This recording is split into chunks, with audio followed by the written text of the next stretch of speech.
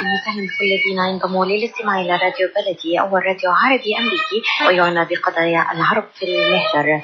برامجنا في راديو بلدي كل يوم جمعة من 8 وحتى 9 صباحا مع ليلى الحسيني في بث حي ومباشر عبر WNZK راديو 690 AM. صباح الخير بلدي، صباح الخير لكل مستمعينا. Welcome to Radio Baladi, the first Arab, Middle Eastern, and American simulcast radio show. Radio Baladi is broadcast every Friday morning on WNZK 690 AM from 8 until 9 Eastern Time on Good Morning Michigan with Layla Al-Husseini. Our call-in number 248-557-3300. And now, stay tuned for the best radio talk show on Arab and American issues with your host, Layla Al-Husseini.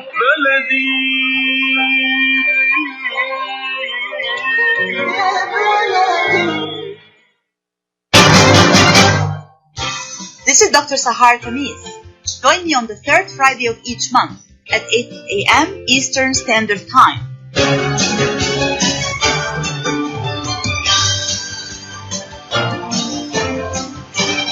I'll be discussing some of the most important current political, economic, and social issues in my program, The Bridge. On Radio Baladi, on America's Voice of the Arabs, WNZK 690 AM and WTNV 700 AM. Good morning, everyone. This is your host, Dr. Sahar Khamis. Welcome back to another great program on Radio Baladi on US Arab Radio. There is no question that COVID-19 crisis has affected so many aspects of our lives, but some groups of people and some sectors in society have been impacted more than others. Today we're going to talk about an important and timely topic, the gender gap in the MENA region, the Middle East and North Africa, amid COVID-19, challenges and opportunities. We're going to take a closer look at how this crisis has impacted women worldwide, but specifically how it had an impact on Arab women and women in the Middle East region in particular. And with me this morning discussing this important topic are two women experts who can talk very well about this particular issue, Dr. Tamara Kharroub and Ms. Eliza Campbell. Dr. Tamara Kharroub is the Assistant Executive Director and Senior Research Fellow at the Arab Center, Washington, D.C. Her research work covers a variety of topics, including democracy and human rights in the Arab world, U.S. foreign policy in the Middle East, the Palestinian-Israeli conflict, identity politics, and the role of the media in political transitions and democratization in the Middle East region, among other topics. And my second guest, Ms. Eliza Campbell, is the Associate Director of the Middle East Institute Cyber Program, a research coordinator for Middle East Institute's Research Unit, and a researcher in technology and human rights at Georgetown University. She was a 2017-2018 Fulbright researcher in Bulgaria and previously worked in the human rights sector in Jordan. Welcome to the show. Thank you so much for joining us. Thank you for having us. Thank you so much.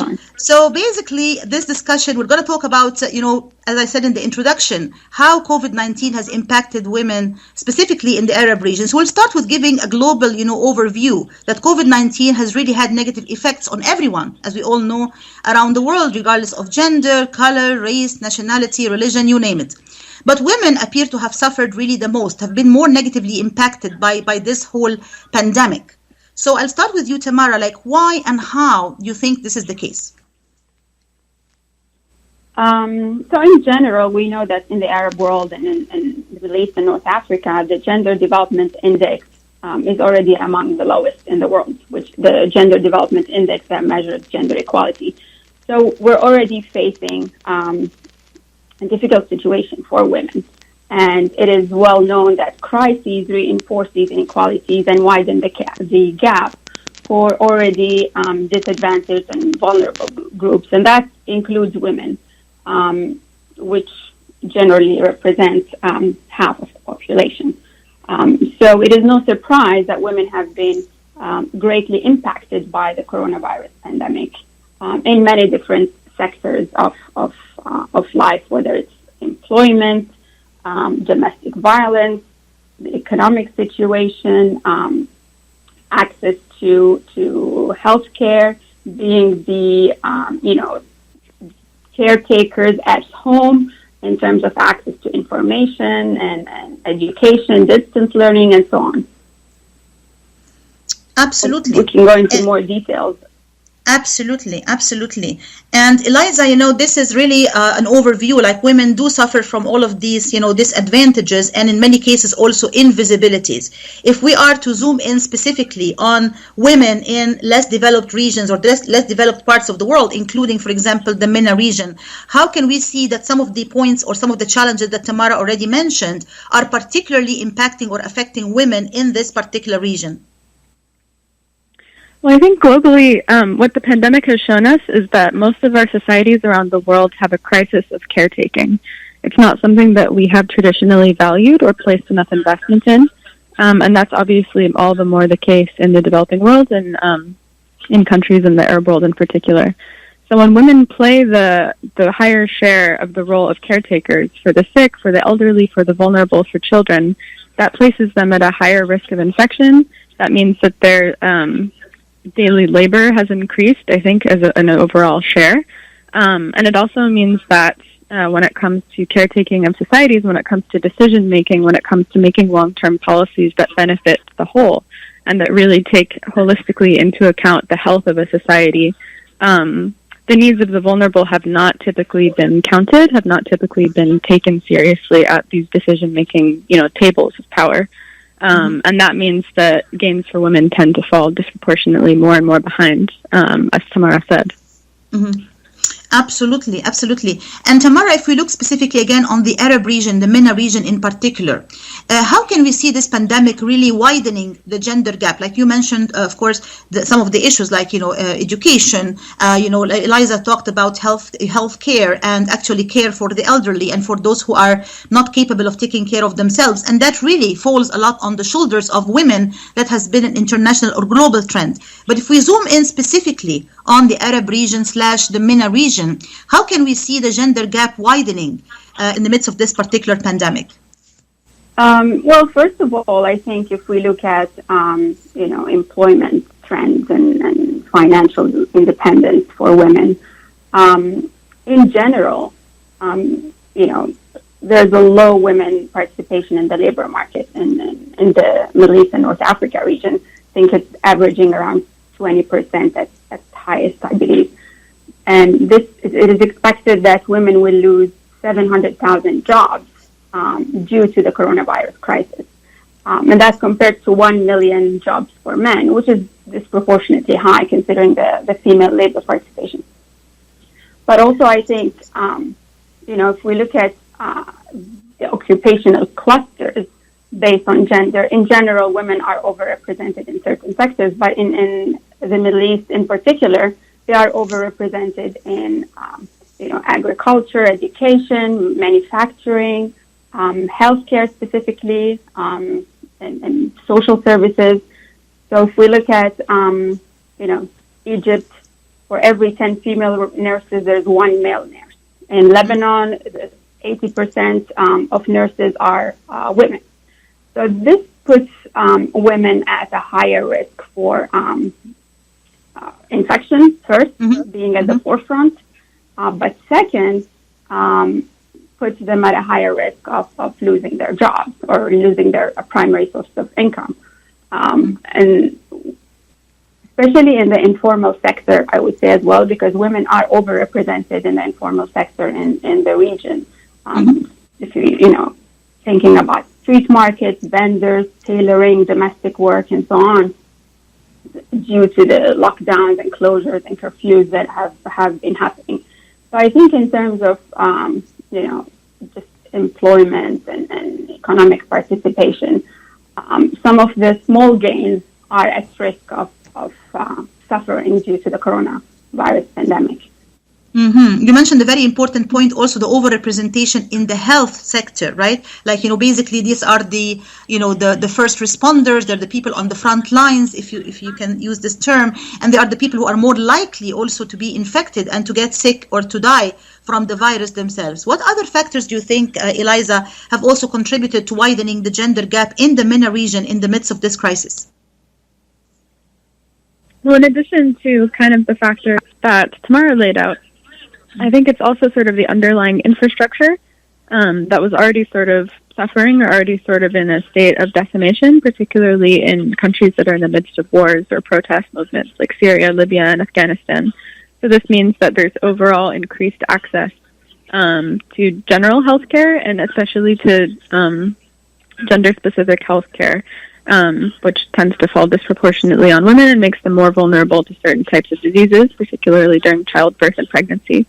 So I think it's not just thinking about, the kinds of access that women have, although that's certainly a high issue of importance, but also thinking about the underlying societal institutions and infrastructure and whether or not there was significant investment in schools and education and hospitals to make sure that the most vulnerable and the most dependent and the most needy were already in a position to be able to be served well by the societies in which they live. Mm-hmm.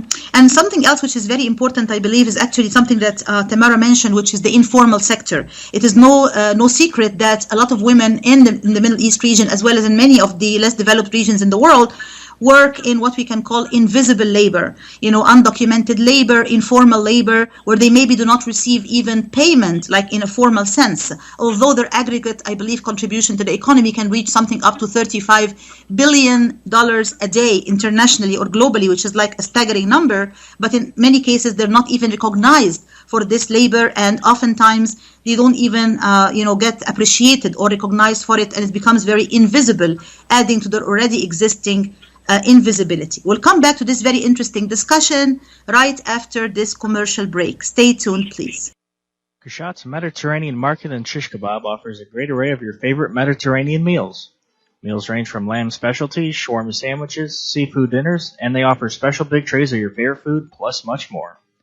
KASHAT's Mediterranean Market and Shish Kebab address is 32839 Northwestern Highway in Farmington Hills. Their phone number is 248-538-9552.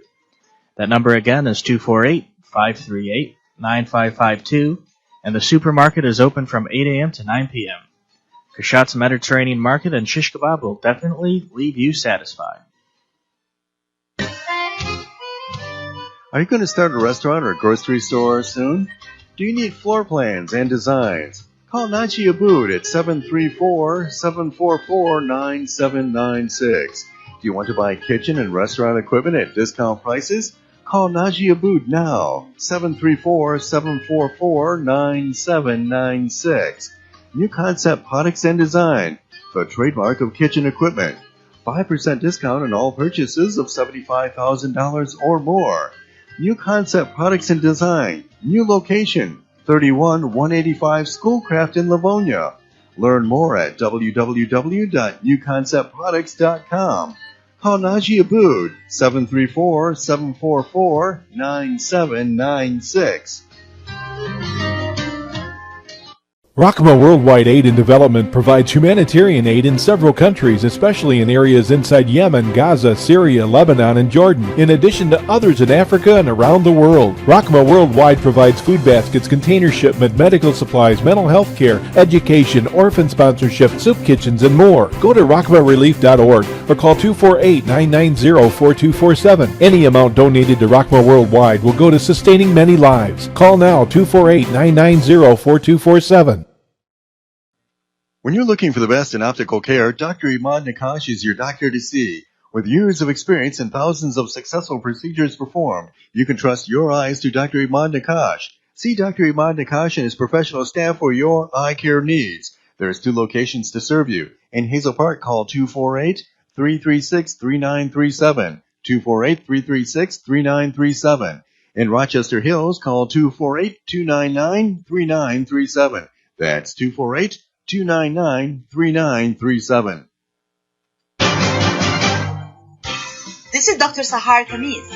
Join me on the third Friday of each month at 8 a.m. Eastern Standard Time.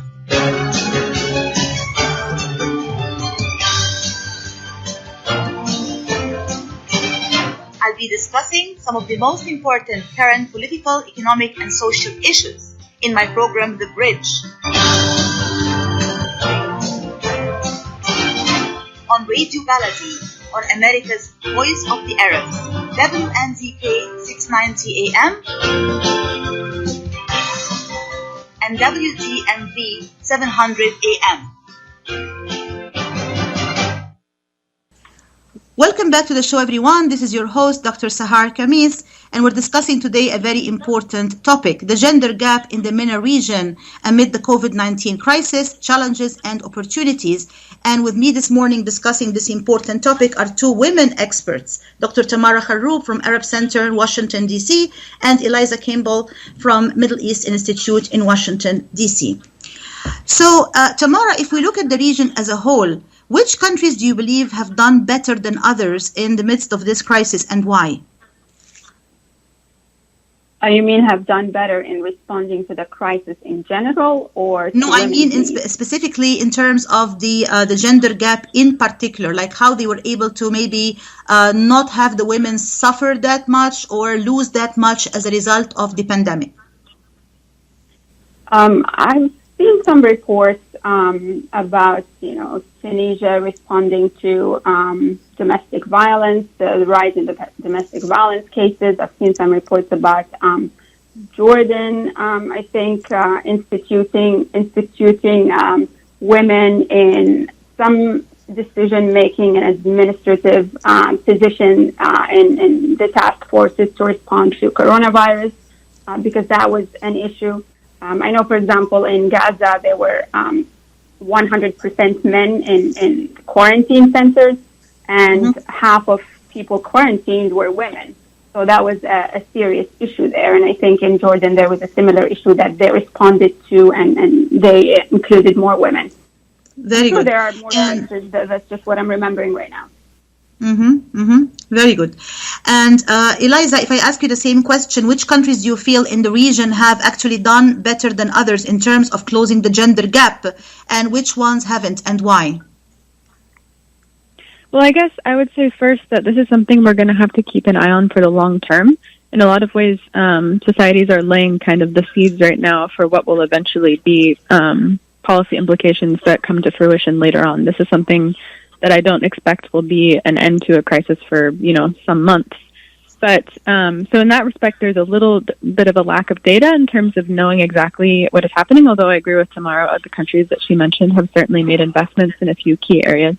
I guess I would also just say, I think countries like Tunisia and Jordan, as she mentioned, have made explicit decisions to bring women into the decision-making bodies that have sort of dealt with the overall COVID-19 response and with the accompanying gender gap.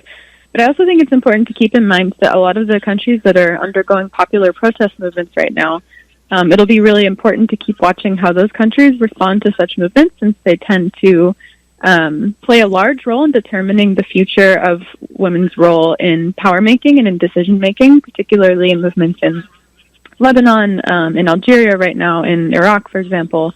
I think it'll be important to see how those countries decide to deal with and how those protest movements are received and treated in the long term, because a lot of those movements are intersecting as well with popular movements for mutual aid amid the COVID-19 crisis. So I would watch carefully to see how those countries continue to handle those questions, because that will become a direct factor in understanding how and why and in which ways the gender gap increases or decreases as we go forward. Absolutely. What about the Gulf region? I mean, one of the things, or one of the factors that we always talk about is the economic affluence of certain societies, or the capital that they actually have in terms of resources, in terms of oil, in terms of education, in terms of income. All of these factors, as we know, impact women oftentimes negatively compared to men. So if we were to take a closer look, for example, at certain countries within the region, let's say, for example, in the Gulf area, and say, how has the response to this kind of particular crisis been different from the rest of the region, and how did that impact the gender gap? Tamara? So I think, again, we don't really have a lot of data, but the Gulf region generally has more female representation in the workforce. And in Saudi Arabia, for example, if we look at freedom of movement. So this crisis has enabled tracking of women by their family members, which we know has been happening in the past, but under the pretext of contact tracing or coronavirus response, it's become more acceptable and normalized to attract women or to limit the mobility of women in those countries. Mm-hmm. Absolutely. So, I mean, it's a double-edged sword, right? I mean, in a way, it can be helpful, but it can also have issues like invasion of privacy and can have some negative effects as well. And Eliza, you want to comment on maybe comparison, like between different countries in the region in terms of their, gender gap response in the midst of this crisis, specifically something like, for example, the countries in the Gulf region and how they compare to the rest of the MENA region? Yeah, I mean, I certainly agree with what Tamara said, that there are certain disproportionate investments in healthcare and in the overall crisis response that as a result of the country's standing and resources have been improved in some ways from the rest of the region. But I would also just note that something important to keep track of is the ways in which informal workers, and particularly migrant workers in those countries, are treated, domestic workers in particular, who tend to be disproportionately, if not completely, women. There's been some early reports of abuse and of neglect and of some abandonment of workers under their particular visas in those countries, partially as a result of COVID-19, or cases of such workers being forced to shelter in place with families without having a lot of access to rights when it comes to protecting their own health. So I would just continue to pay attention to how those types of workers who, come from other regions of the world but work in and live in those societies are being treated in the long term when we think about overall crisis response. Very good.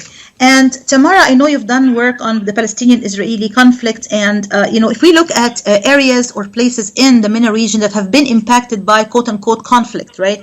I mean, conflicts always make things worse. They don't make things any better, of course. But how would you say the impact of conflict has been on, things like gender gap and the position of women, and maybe the advantages that women can enjoy or the disadvantages that they can face in the midst of this particular crisis in the MENA region? So generally, I think, with increased conflict, you have limited access to opportunities, economic, education, and in Palestine in particular, you have limited freedom of movement, to go to university, to go to school, to go to work, to go to hospital even. You have to face Israeli military checkpoints along the way, and the wall and so on. So with that additional limitation on daily activities, you have increased restrictions on women. When it's more difficult to go to school, then the priority is given to the male members of the family. Whether it's economic movement, access to online resources, for example. So not everyone has a computer. Internet access is limited, but internet access to men is higher than women in the region in general. And so when you add the coronavirus pandemic and the lockdown, you have increased dependence on being connected to the internet. And so when you don't have that accessibility, you lose opportunities for distance learning, for information sources that can be life-saving. You lose opportunities for employment as well. Absolutely, and we'll come back to this point about the gender digital divide in particular, because it's one of my areas of interest, unsurprisingly. But before we do so, I have a question for you, Eliza, in terms of your work on refugees. I know you've done some research and you have some interest in the area of refugees, in particular in the MENA region. If you want to comment on, how particular maybe disadvantaged or marginalized groups, you mentioned before domestic workers, for example, who are, of course, mostly women, how they have been impacted negatively by the crisis. But what about specific endangered groups, like, for example, refugees in the region? How have they been impacted by this crisis? Yeah, I think it's a really critical question. I think not just in the Middle East, but around the world, there has been evidence that a lot of regions are going to start using this crisis as the pretext to shy away from their responsibilities under international treaties and agreements when it comes to the care of and reception of refugees and asylum seekers. That's certainly proven the case, unfortunately, in various parts of the Middle East. Even on the southern border of Europe, there's been some reports of pushbacks, some rejections of refugees as violations of international law from Greece, for example. These are early reports. But in Lebanon as well, for example, there's been reports of increased curfews, as Tamara said, increased sort of acceptance of surveillance technology, increased tracking of people's movement, of refugees' movement. So overall, this is going to be something that we're going to have to watch really closely, because there's the potential for countries to use the pretext of national security or, public health to really, really violate the rights of the most vulnerable people, and that definitely includes refugees and asylum seekers, particularly those who live in protracted refugee situations in the Middle East and elsewhere where they don't really have access to citizenship rights. So that's definitely something to keep a really close eye on. Absolutely. So in other words, the disadvantaged groups become even more disadvantaged in the midst of a crisis which is as enormous as the coronavirus pandemic. We'll come back to this very important discussion right after this commercial break. Stay tuned, please. ZIYAD brand. Quality products from our family to yours. ZIYAD Brothers Importing offers the finest quality products, including brands like Sultan, Kraft, Nestle, Hook, Rico Picon, Dana, and many more. Ask your retailer to carry these fine products, because you deserve the very best. For more information, visit our website at www.ziyad.com. That's www.ziyad.com. ZIYAD, quality products from our family to yours. Life is a nonprofit charity that's provided humanitarian aid and development to people and communities for over 25 years, regardless of race, color, religion, or cultural background. When disaster occurs here or around the world, Life for Relief and Development rushes in to provide food, medical aid, and shelter to those in need. Please help improve these efforts. Make your tax-deductible donation to Life now at lifeusa.org or call 248-424-7493. When it comes to reproductive medicine, IVF Michigan Fertility Centers are the recognized leaders. With locations in Bloomfield Hills and 5 other cities in Michigan and Ohio, IVF has experts in all aspects of the field. As a founding member of IVF Michigan Fertility Centers, Dr. Nicholas Shama is one of the leading reproductive endocrinologists in Michigan and Ohio. Dr. Shama has performed over 10,000 IVF cases and has helped thousands of couples fulfill their dreams of parenthood. American board certified in both obstetrics and gynecology and reproductive endocrinology and infertility, Dr. Nicholas Shama is a very caring, compassionate, expert physician that understands not only the medical but also the emotional toil of infertility on his patients. When it's time, get personalized care from Dr. Nicholas Shama at IVF Michigan Fertility Centers in Michigan and Ohio. Call toll-free 855-952-9600, 855-952-9600. This is Dr. Sahar Khamis. Join me on the third Friday of each month at 8 a.m. Eastern Standard Time.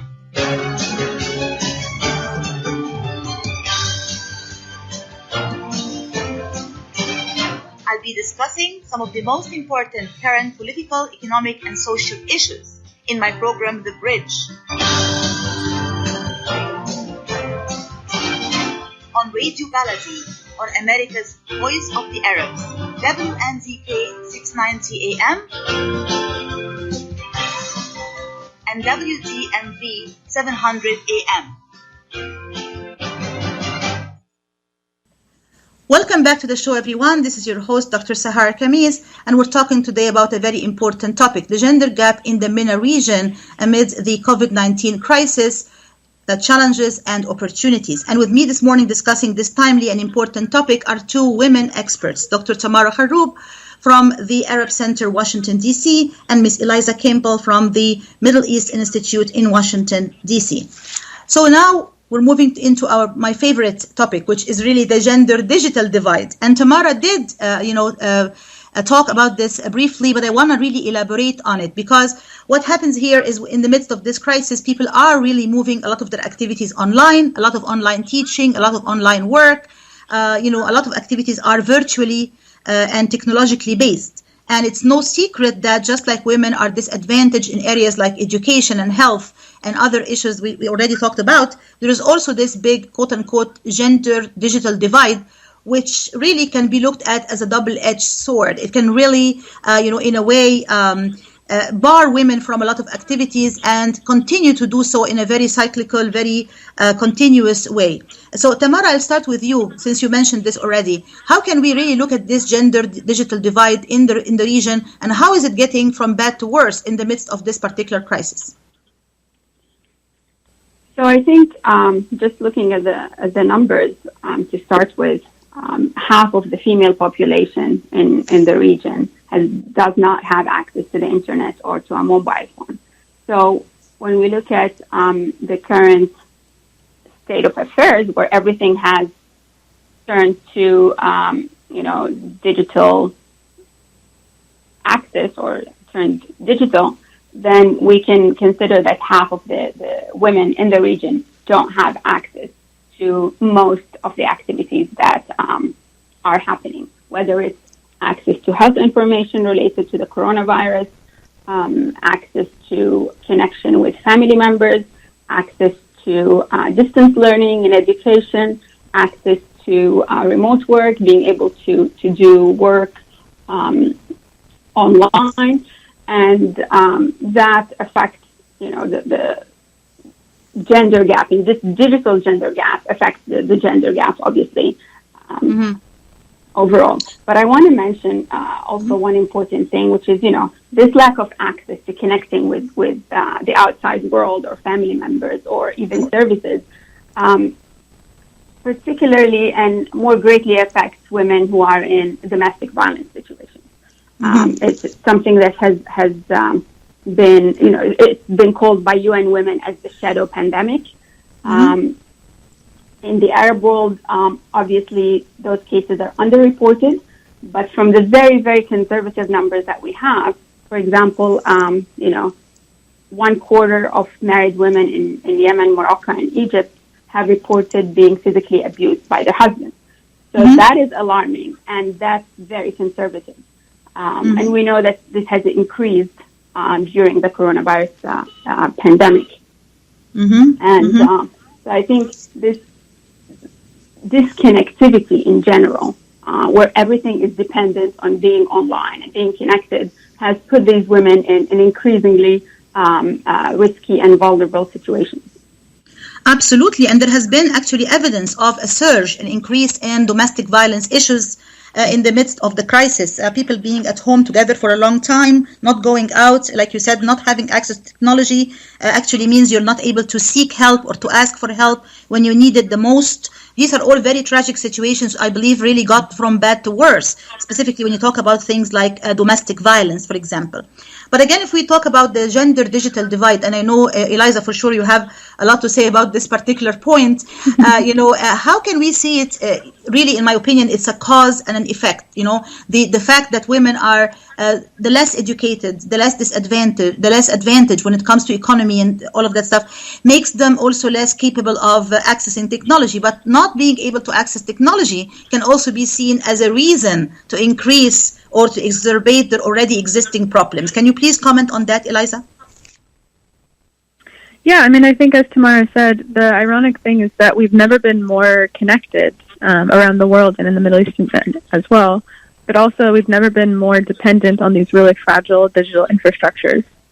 And as Tamara talked about, women in the Middle East are much less likely to have access to steady and free Wi-Fi, as well as to devices. And around the world, around 3.7 billion people actually have no internet access at all, and they tend to be in poorer countries. But I think there's also kind of shades of disconnection within that sector. So there might be, for example, cases in the Middle East in which, if you live in a more rural area, the broadband internet that you have access to might be at a much slower speed than something you would get in the city. So that kind of increases this rural-urban divide when it comes to the digital divide. Or it might be the case that, the woman of the family might have access to one device that maybe is smaller and doesn't work as well and doesn't have as much kind of broadband speed And then someone else in the household might have a faster and better and more connected device. So that kind of shows that even within a household, the digital divide can sort of persist. So I think more broadly speaking, it's also important to think about kind of the subdivisions within sectors and the types of in-family and in-country digital divides that also increasingly, I think, are shaping access to information. And we'll probably talk about this more later. Obviously, it's kind of a passion of mine, and I think of yours too, Sahar. But thinking about, how access to free and accurate information is a human right, and I think one that women disproportionately kind of lose access to, and that has definitely increased both in importance and in effect during the course of the COVID-19 pandemic. Absolutely, making a bad or a difficult situation more difficult and even worse. Tamara, you mentioned something very important when you talked about contact tracing, and there is no question that now a lot of technologies are being developed, under the pretext of like trying to protect people and trying to identify COVID cases and trace people who are infected and their contact cycle, where they went and who they met. When we were talking about the Gulf region, and you said something about increased surveillance and the danger of invasion of privacy. And that is a very important point. You can just shed a light briefly on this particular point. How can the surge in these particular technologies actually have an impact that could be greater on women, maybe more than others? Yeah, so we've talked about, lack of access for women, but also there's the other side of the coin, which is, those who have access are being, the technology is being used against them. And that happens in context where there is, authoritarian rule that enables, the erosion of civil liberties in general, which affects, men and women, but it also enables men to control the movement and private lives of women. I think, this is something to continue to watch as surveillance technologies develops and is being used by governments and I think patriarchs in the family, if you will. But also the issue of privacy that you touched on a little bit. And again, back to the issue of abuse, there's been an increase in online abuse targeting women as well. Because everyone is online due to the coronavirus lockdowns and shutdowns. And so this increase in, targeted attacks against women online, bullying, public smear campaigns, even blackmail, using, access to private information and so on. So that's another aspect that's not as visible, but it's very important to keep an eye on. Absolutely, and women become then targets of these types of profiling and cyberbullying, if you will, and stigmatization and attack online. So really, like the technology or the surge in technology itself is like a double-edged sword. It has given us so many benefits and so many advantages, but on the other hand, there are also a lot of downfalls and a lot of disadvantages as well. Eliza, being also the Associate Director of the Middle East Institute Cyber Program, I cannot help but ask you this question. Are there any remedies? Are there any maybe solutions or ways to try to bridge or to close this gender digital gap in any ways in the MENA region? Well, I certainly hope so, and I think that there are. I think increasingly we're having conversations around the world and in the Middle East as well about treating internet access as a public utility or a public good, something that the government should subsidize or at least have more information about access to. I think that is something that would really help to sort of mitigate this if it was not handled privately by so many different actors, but if it was something that we treated as a public good, which it is increasingly. I think also different forms of training and different awareness. This is something that I think the newer generation will certainly have an edge up on than kind of the older generation in the Middle East of women, but learning about, as Tamara referred to, different types of ways to protect yourself online, learning about the basics of cyber hygiene, learning about the basics of internet rights and internet protection is something that will sort of help to mitigate this overall problem, not just in the short term, but, in a kind of systemic and overall way as well. And then I think as well there are various international bodies, in particular the UN, that are really investing in internet freedom and digital rights as a form of sustainable development. And I'm hoping that that will continue. Excellent. We'll come back to this very important discussion right after this commercial break. Stay tuned, please. إليزا عم بستناك مشان نروح نتغدى بالشام. بالشام؟ إيه بالشام ومو بالشام. شلون صارت هي؟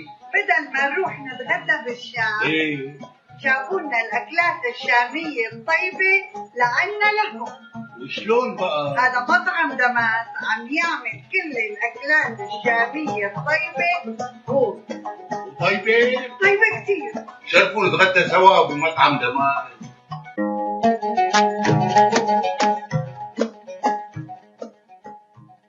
الأكل الشامي الأصيل فقط بدمس كوزين. زوروهم على 28841 أرشد لك بفارمينغتون هيلز، ولطلباتكم اتصلوا على 248-987-4609. That's 248-987-4609. دمس كوزين and catering، جبنا لكم الشام لعندكم. مركز طب رهاب للعلاج الطبيعي بإدارة الدكتور محمد فرح حسين، أخصائي العلاج الطبيعي بخبرة أكثر من 13 عاما.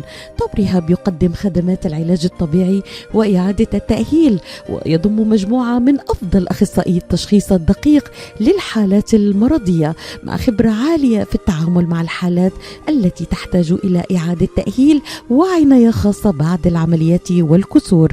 طب رهاب يستقبل كل الحالات المتعلقة بألم الرقبة، الظهر، المفاصل، شلل الوجه، الانزلاق الغضروفي، عرق النساء، الحوادث وإصابات العمل. خبيرات في المعالجة النسائية لخصوصيات تامة للسيدات. عندما تبحثون عن رعاية متميزة اقصدوا توب ريهاب للعلاج الطبيعي، الواقع على 15001 ميشيغان افنيو، وللمواعيد اتصلوا على 313-846-0555. That's 846-0555. مرحبا سعيد. اهلا علا. ليش هالمقابله الفاتره هي؟ بيقول المثل لاقيني ولا تغديني. يمه زعلتي، شنو رايك اذا لقيتك وايضا غديتك باحسن مطاعم ميشيغان، مطعم عشتار؟ والله فكره، افضل الاطباق والمقبلات العربيه والعراقيه واحلى ملقا. ولا تنسين اللحوم الطازجه مباشره من ملحمه عشتار لزباين عشتار. وملحمه عشتار توفر اختيارات متنوعه من كافه انواع اللحوم وباسعار متميزه وجوده ايضا مميزه. ملحمة عشتار تقع على 36865 راين رود في مدينة ستيرلينغ هايت. وأكيد أحلى لمة وأطيب لقمة في مطعم عشتار اللي عنوانه 3625 مايل رود في مدينة ستيرلينغ هايت. هاتف 586-698-2585 586-698-2585. يلا علا يلا. عشتار للجودة وكرم الضيافة عنوان. مطعم عشتار. This is Dr. Sahar Khamis. Join me on the third Friday of each month at 8 a.m. Eastern Standard Time.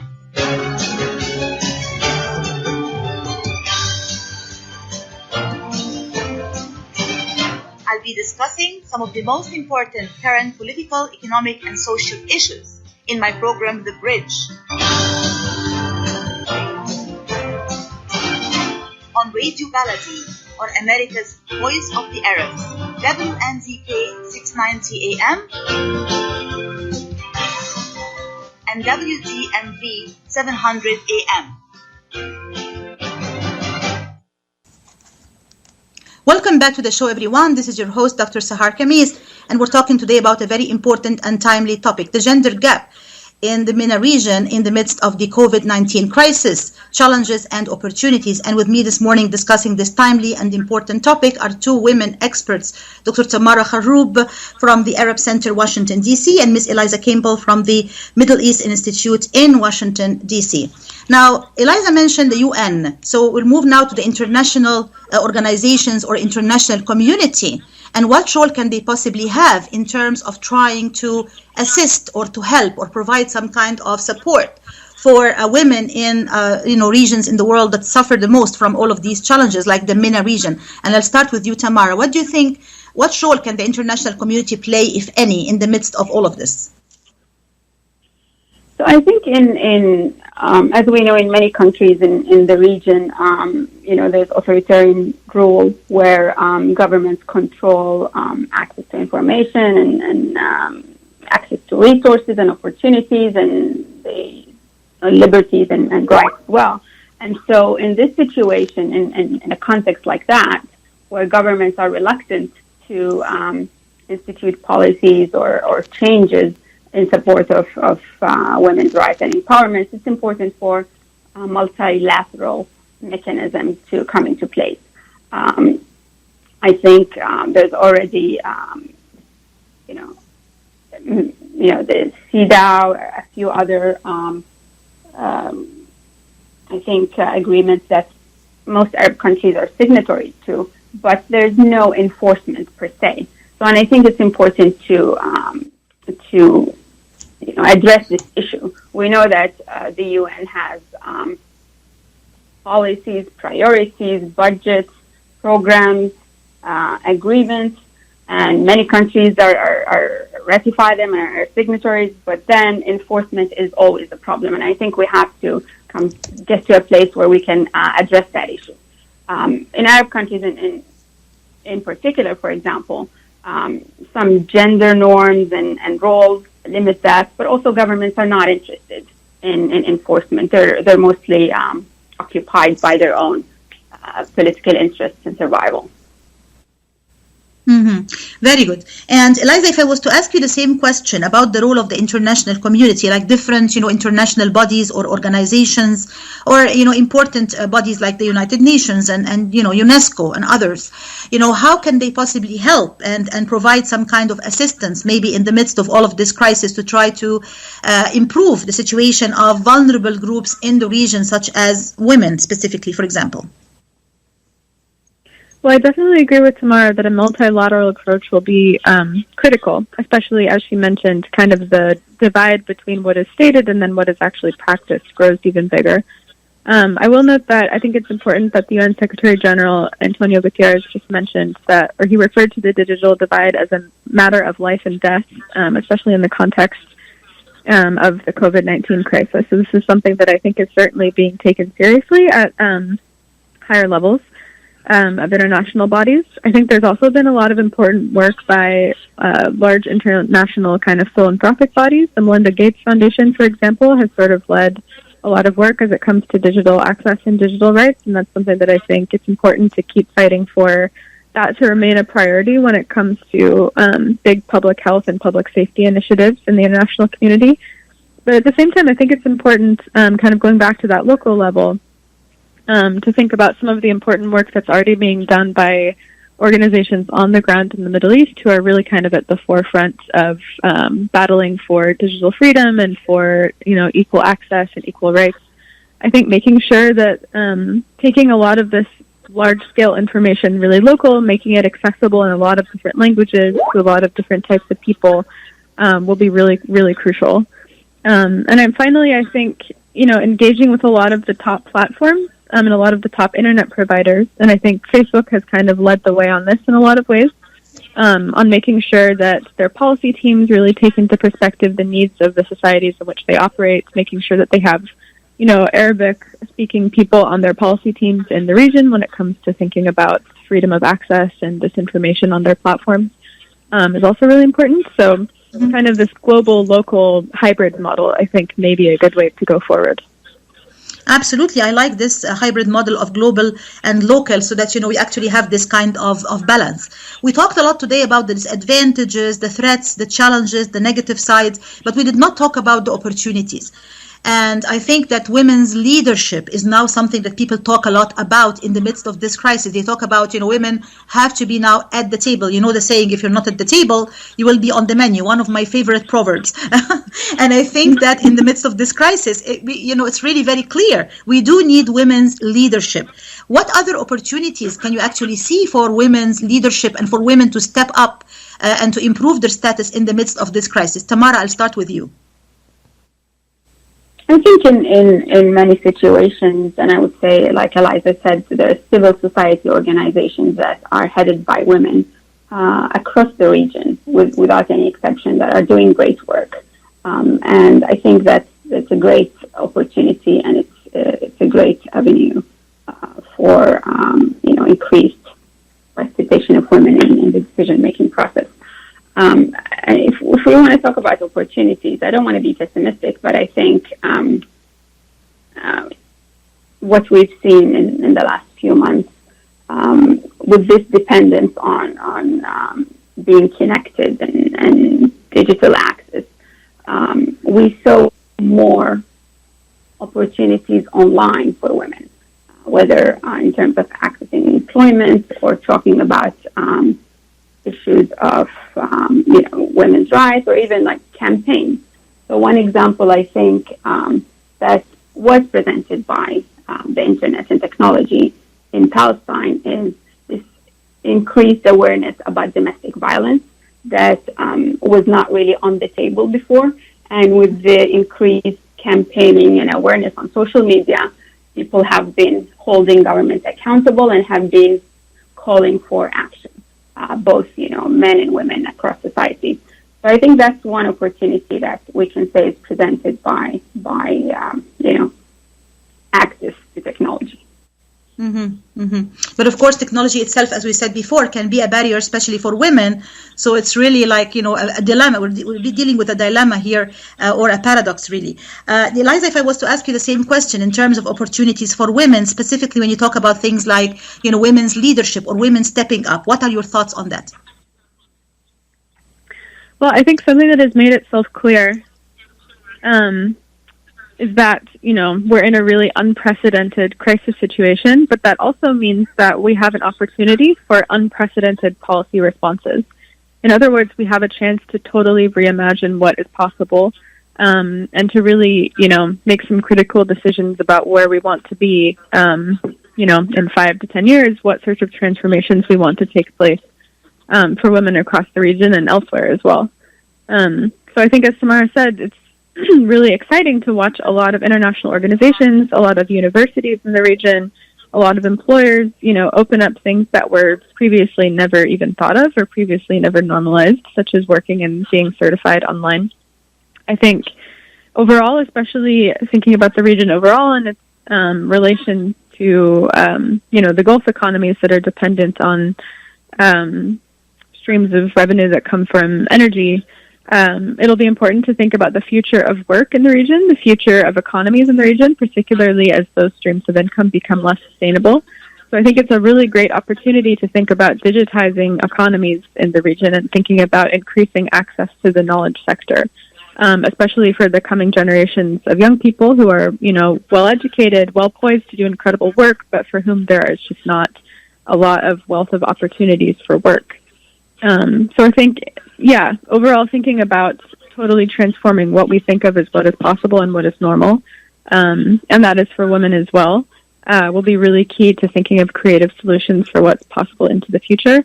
And I really hope personally that, women themselves living in and working in the region are at the forefront of those discussions, because their voices now more than ever need to be centered. Absolutely. And we just have very few minutes left, maybe 3 minutes, but I want in 1 minute for each one of you to tell me very quickly if you have a particular project that you are working on right now, either individually or in your own organization, that touches upon some of these issues. Eliza, if you can quickly tell us, like in 1 minute, if you particularly are working on something right now related to these issues, or you plan to do so, or if, MEI is doing that. Well, this is always the case. It's always interwoven into everything I do because I think about it all the time. But one in particular that I think I'll mention really quickly is a graduate research fellows program that we have at the Middle East Institute, which is basically kind of like a junior fellowship. And we're hoping to recruit young recent graduates who are, studying digital transformation and studying overall digital rights issues as they relate to the Middle East. And I'm really hoping to recruit people from and in the region themselves to really kind of start leading this change and to, be seen as experts and to have a seat at the table when it comes to these policy discussions. So I would go to our website, mei.edu, and look for this opportunity. And I think it's something that has the potential to really elevate this level of discussion. Absolutely. Thank you. I'd be happy to share it with University of Maryland as well and other academic institutions. It's important for our young people, especially our young women, as you said, from the region to also step up and to fill some of these gaps for sure. Thank you so much. And Tamara, if I'll ask you the same question also in 1 minute, if you're working on something or Arab Center, Washington, D.C. is working on something related to these topics, if you can share it with us like very quickly, please. Sure, yeah. I mean, speaking of opportunities presented by, staying at home and being online, many institutions and organizations and academic centers are doing a lot of these webinars. And what being online has enabled is bringing voices from the region. So we've been trying our best to include people from the MENA region in all of our discussions, because now we can. And I think that's important to keep in mind. And at this moment, we're planning our annual conference, which will take place in September. It's going to be a 3-day. It's our fifth, I believe. It's going to be a 3-day conference focusing on the issue of the U.S. presidential and congressional elections and their impact on the region, policy towards the Middle East. And if you want more information, our website is arabcenterdc.org. Very good, very exciting, and I'm sure I'd be happy to, spread the word also about this very important upcoming conference and all your interesting events and webinars and activities as well in the Arab Center, Washington, D.C. I'm afraid that's all we have time for today. A very interesting, very lively discussion. I want to thank our two guests, Dr. Tamara Kharroub and Eliza Campbell, so much for being with us this morning. Thank you both, Tamara and Eliza, so much. Thank you, Sahar. Yeah, thank you. It was a wonderful discussion. Thank you. Thank you. Thank you so much. And thanks to our listeners everywhere. Thank you for being with us today. Stay blessed, stay safe, and stay healthy. Thank you so much. Take care and goodbye.